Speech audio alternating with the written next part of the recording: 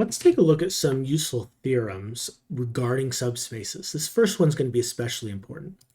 Let S be any set of vectors in Rn, then the span of S is a subspace of Rn.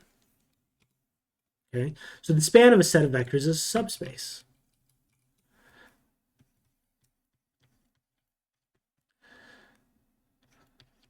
So suppose S is equal to the set of vectors v1, v2, all the way to vk, a set of vectors.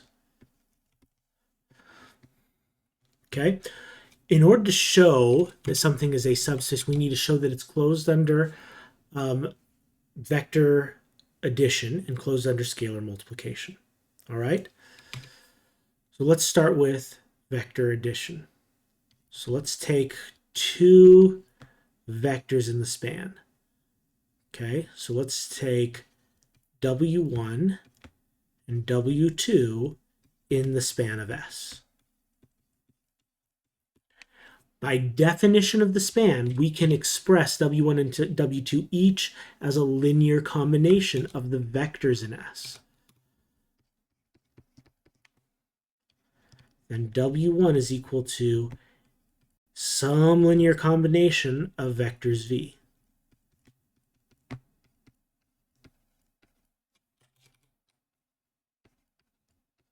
And W2 is some linear combination of the vectors of V.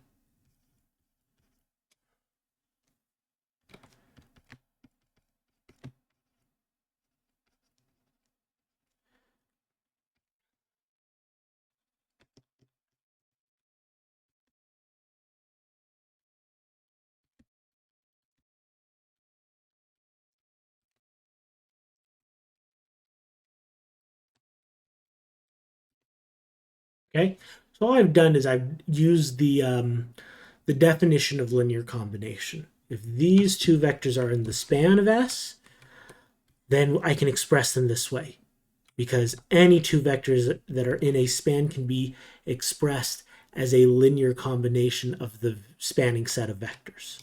All right, now let's add them together.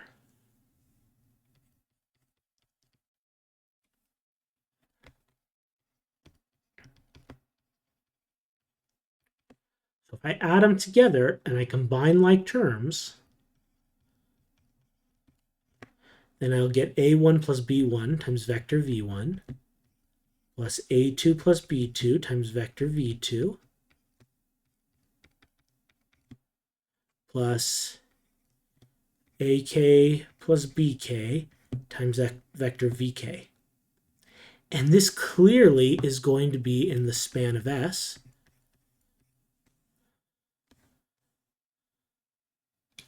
Let me phrase it this way.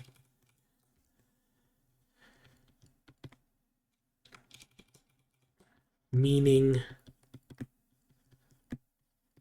W1 plus W2 is in the span of S. Why? Because we've just expressed the sum as a linear combination of the spanning set of vectors, right? Constant times a vector plus a constant times a vector plus a constant times a vector. So we've just expressed the sum as a linear combination of the spanning set of vectors.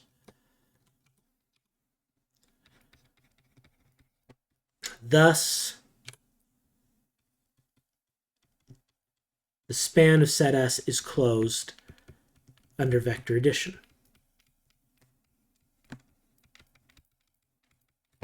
Okay? But in order to show this subspace, we also need to show that it's closed under scalar multiplication.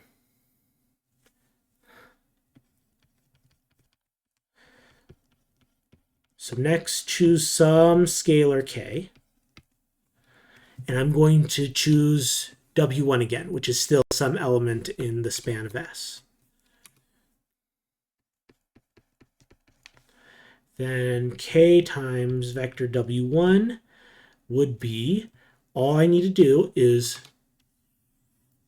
multiply this linear combination by k. So W is the linear combination A1V1 plus A2V2 plus plus AKVK. And if I distribute that k, I get ka1v1 plus ka2v2 plus dot dot dot plus kakvk.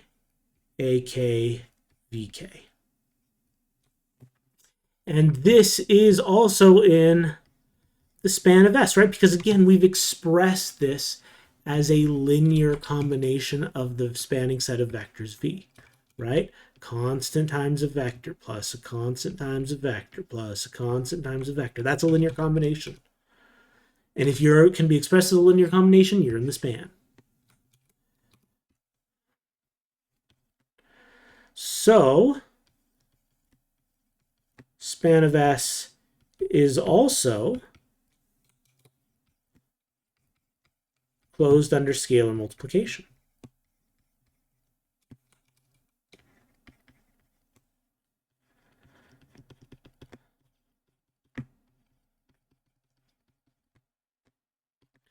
And we've shown it's closed under addition. We've showed that it's closed under scalar multiplication. Once we have those two down, it means that the set is going to be a subspace.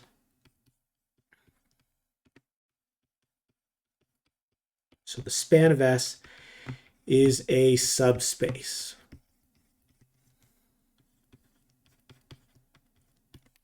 of Rn. Okay, so this turns out it's going to be an important result. We deal with spans a lot, and having it be a subspace means that all those lovely properties of vector spaces apply to the span of any set of vectors. Okay. In particular, what that means for now, think about geometrically what a span is. Okay, so a span of vectors, if we span one vector, that gives me a line in the direction of the vector. A line through the origin. Okay. A span of two vectors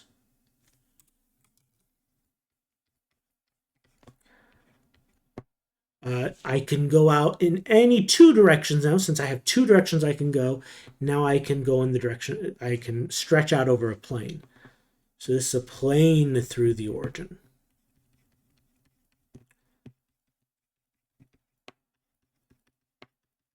So if you ever see a line through an origin or a plane through the origin, you know that that is a subspace right away because it can be expressed as a span of vectors. It does have to go through the origin, okay? Through the origin. If it doesn't, then it's not a span of vectors. It's been offset a little bit, okay? And so it wouldn't be a subspace. But any line through the origin, any plane through the origin in any number of dimensions would be a subspace of Rn, okay? And a couple of quick results. If V is a subspace, then the zero vector is in V. This is one reason why we need the line and the plane to go through the origin, because the zero vector, the origin, has to be in the subspace. Okay? And this proof's real easy.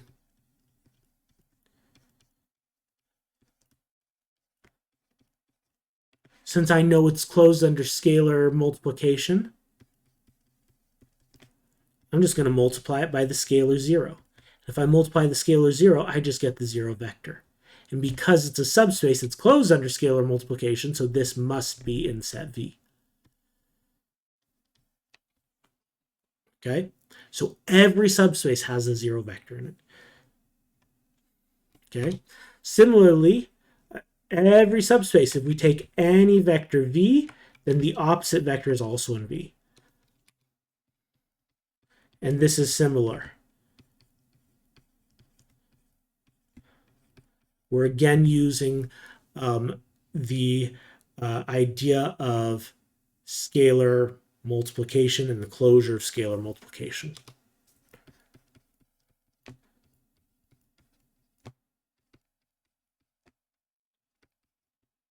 Okay, and this time all I do is I take any vector v and I multiply it by -1. That gives me the negative vector, the additive inverse.